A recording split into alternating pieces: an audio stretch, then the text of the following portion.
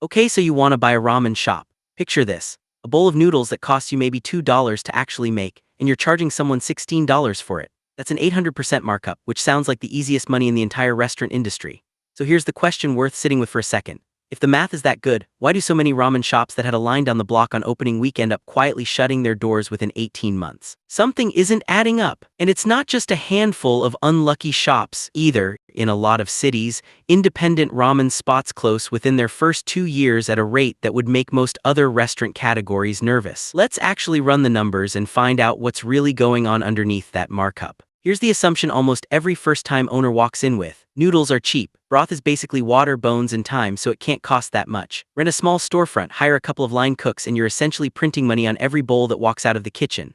And on the ingredient list alone, that assumption isn't even wrong. Food costs in this business really can look fantastic on paper. But here's the problem with stopping the math there. That $2 bowl doesn't account for the 18 hours it took to reduce that broth down to something worth serving. It doesn't account for the gas bill an 18-hour simmer racks up day after day, whether you sold 10 bowls that day or 200. And it definitely doesn't account for the fact that a ramen shop lives or dies by something that has nothing to do with ingredients at all. How many people you can seat, feed, and turn over during a 2-hour lunch rush. The ingredient cost was never the real story here, the clock was. There's a second layer to the same mistake, and it trips up almost as many new owners. People assume that because ramen looks simple on the plate, it's simple to reproduce night after night. But a broth that took 18 hours to build has to taste the same on a Tuesday as it does on a Saturday, using bones and produce that very slightly every single delivery. That kind of consistency isn't something you figure out from a recipe card. It takes months of trial and error before a kitchen can reliably hit the same bowl twice in a row. And every one of those trial and error months is burning through rent, wages, and ingredients before the shop has actually found its footing. So here's the thesis that actually explains this business, and it's worth remembering because we're going to come back to it. A ramen shop isn't really a noodle business. It's a time management business that happens to sell noodles. Every decision that separates a ramen shop that survives from one that folds, how long the broth simmers, how fast a table turns over, how many seats you can fit behind a counter that's barely 10 feet long, comes down to one thing. Squeezing more revenue out of the exact same number of hours in the day. Keep that in your back pocket. Walk into a typical independent ramen shop and you'll probably notice something most diners never think twice about. There usually aren't that many seats. 15, maybe 25 if the layout is generous. That's not a design choice made for coziness, it's a financial one. Rent in the kind of dense, walkable neighborhood a ramen shop needs to survive runs high enough per square foot that owners deliberately shrink the dining room and expand the kitchen instead, because the kitchen is where the actual product gets made, and ramen kitchens need real space to work. There's a stockpot station simmering bones and aromatics for the better part of a day. A noodle station, either making fresh noodles in-house or managing daily deliveries from a specialty noodle supplier, since good ramen noodles behave nothing like dried pasta. A topping line for chashu pork, soft-boiled eggs, scallions, and whatever the shop's signature add-ons happen to be. And a ventilation system strong enough to handle the steam and grease a broth like tonkatsu throws off, hour after hour. Staff usually show up before sunrise to start that night's broth, because a proper broth isn't something you can rush, no matter how badly you need it ready by noon. Front of house, meanwhile, is often just 1 or 2 people, because the whole model depends on keeping labor lean everywhere except the kitchen where it actually matters. Now let's talk about what it costs to open those doors in the first place. For a small independent ramen shop, something in the 1,500 to 2,000 square foot range, you're generally looking at somewhere between $150,000 and $400,000 in total startup costs. Where you land in that range depends almost entirely on your city, your landlord, and how much of the space needs to be built out from scratch. Commercial kitchen equipment alone eats a huge chunk of that number. Industrial stockpots and burners rated for continuous all-day use. A walk-in cooler big enough to hold proteins and prepped ingredients for a full week. A dedicated noodle-making setup if you're not outsourcing that piece. And a ventilation hood system that, once you factor in the ductwork a health inspector will actually sign off on, can run tens of thousands of dollars on its own. Then there's the lease. Landlords in ramen-friendly neighborhoods generally know exactly what kind of foot traffic a good ramen shop pulls in. So expect to hand over first and last month's rent plus a security deposit before you've sold a single bowl. Add permits, a liquor license if you're planning to sell beer alongside the ramen, and most successful shops do. Because beer margins dwarf food margins, and enough opening inventory to survive the slow first few weeks while word of mouth catches up to your cooking.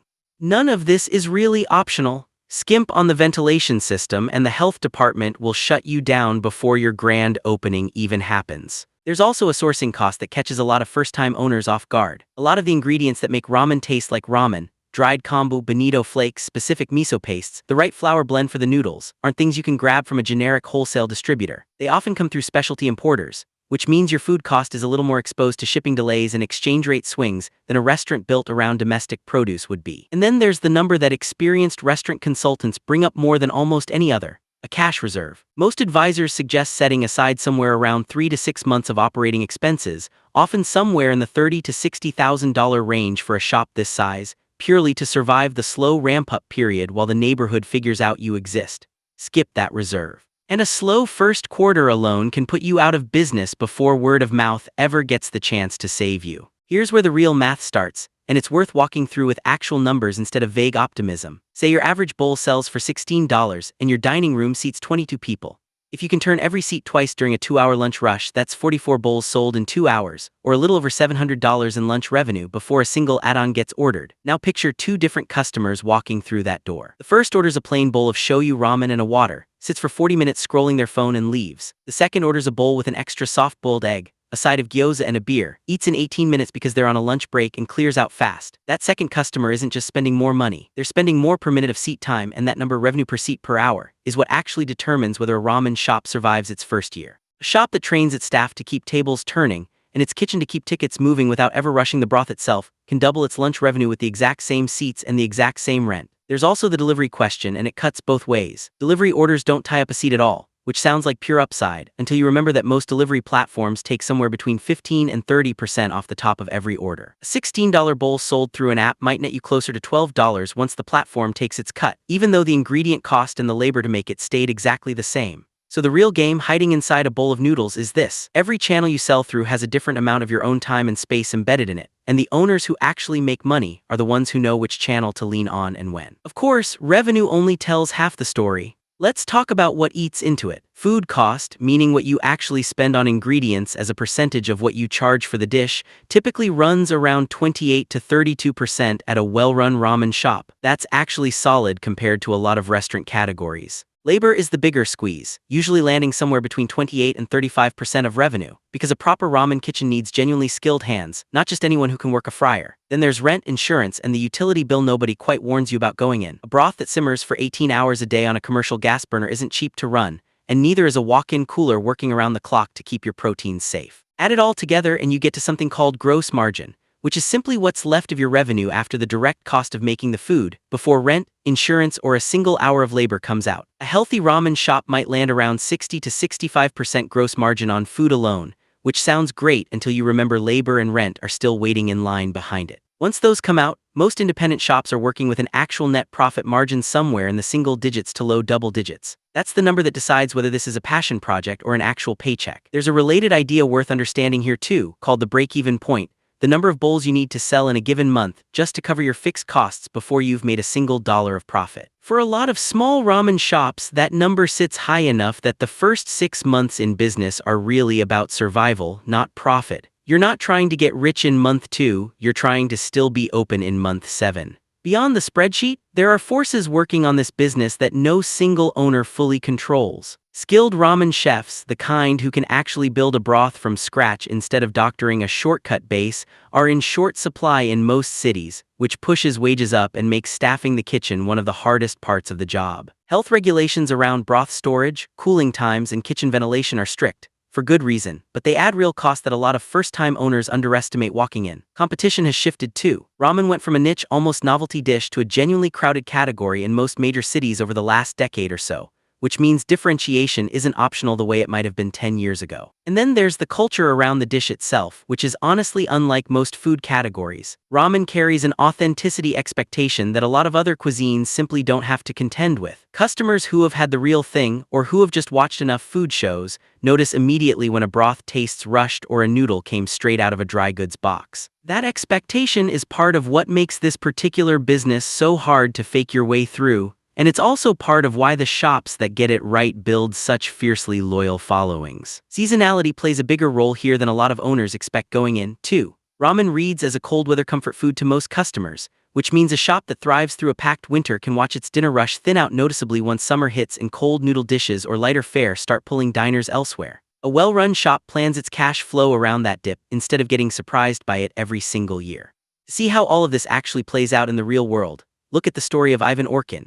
He's an American chef from Long Island who back in 2007 opened a tiny 10-seat ramen shop in Tokyo, arguably the single toughest market on earth to break into. Given that Japan is home to thousands of ramen shops and famously unforgiving toward outsiders attempting to make its national comfort food, Orkin didn't come up through a traditional ramen apprenticeship. He leaned on a background in fine dining kitchens back in the States and built his broth largely through his own trial and error. And it worked. Word spread fast, lines started forming down the block for a shop that barely had any seats to offer, and by 2010 he'd opened a second location in Tokyo. He eventually shifted his focus back to New York, opening a shop there in 2012, and over time consolidated around that New York location before growing the brand into new cities and even new countries. What Orkin's story actually proves isn't simply that passion makes a ramen shop succeed. It's the reframe thesis playing out in real life. His original 10-seat shop had almost no real estate to work with, which meant his entire business depended on turning that tiny footprint into revenue as efficiently as possible. Riding on a broth good enough that people were willing to wait outside for a seat,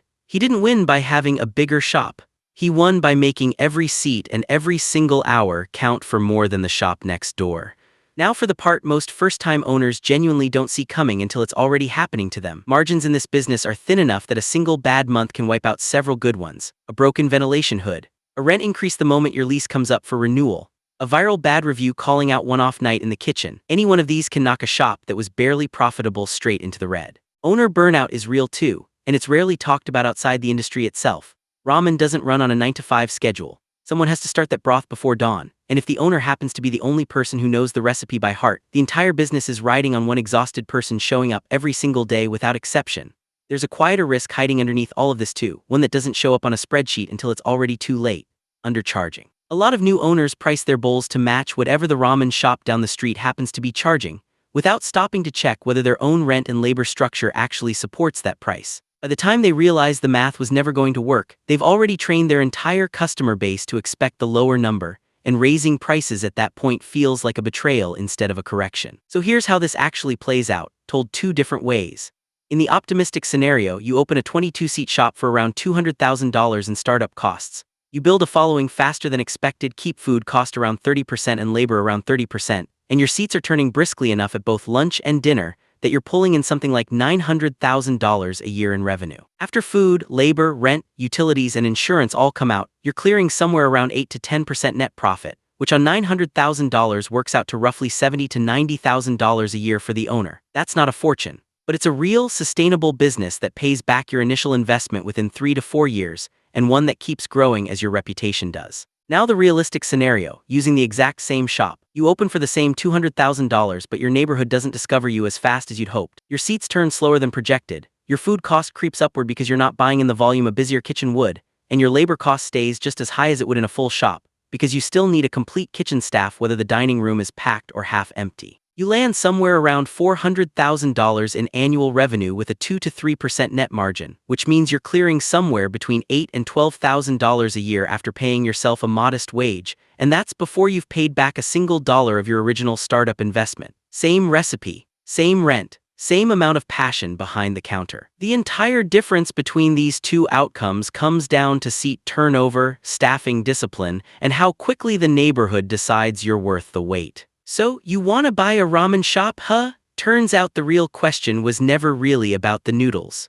It's about how well you can turn one small room and one very long, very patient pot of simmering broth into more money than the clock says it should be possible to make.